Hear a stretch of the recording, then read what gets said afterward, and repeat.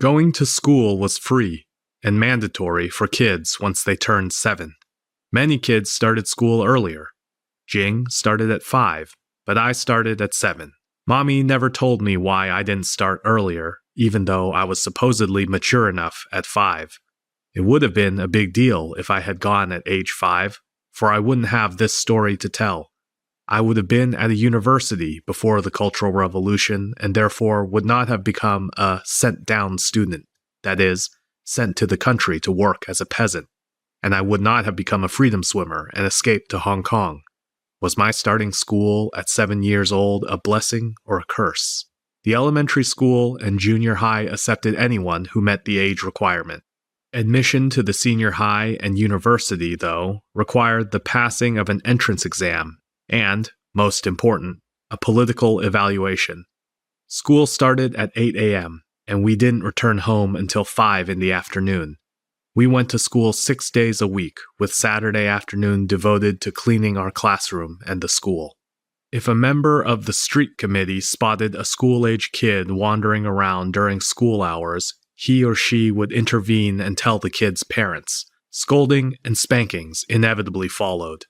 I never heard of a girl skipping school. The troublemaker was always a boy. I myself never experienced physical punishment by Papa or Mommy because I was always a nice kid, if not the nicest, in school. Living under the watchful eye of the street committee was a part of life. The committee was run by several retired Communist Party loyalists who cared about an orderly and well-functioning socialist neighborhood. The committee was the mouthpiece of the party and the ear of the police. It helped the police keep track of every household in the neighborhood by way of a household register. The register listed the personal information of every member of each family. Even we kids knew how important the household register was. Without it, our family would not have been allowed to stay in the city and we wouldn't have been issued the ration coupons we needed to buy rice, pork, cooking oil, sugar, and other foods. On a bright red concrete wall in my elementary school were large golden characters spelling out, "Cultivate communist successors."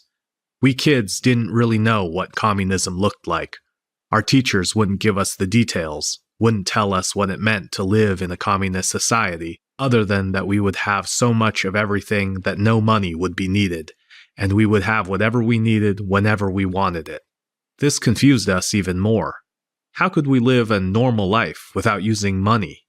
Of course, we would like to live a life without ration coupons, but without money? So we let the grown-ups decide how they would turn us into communists. Our job was to obey the teachers, and we did. But no parent told us how to deal with the school principal or the party secretary. We figured the principal was the head of the school, so he had to be obeyed. But what about the party secretary? He seemed unhappy all the time, and every teacher listened to him, so we assumed he was like an unhappy father at home. Mother listened to him, and the children were scared of him.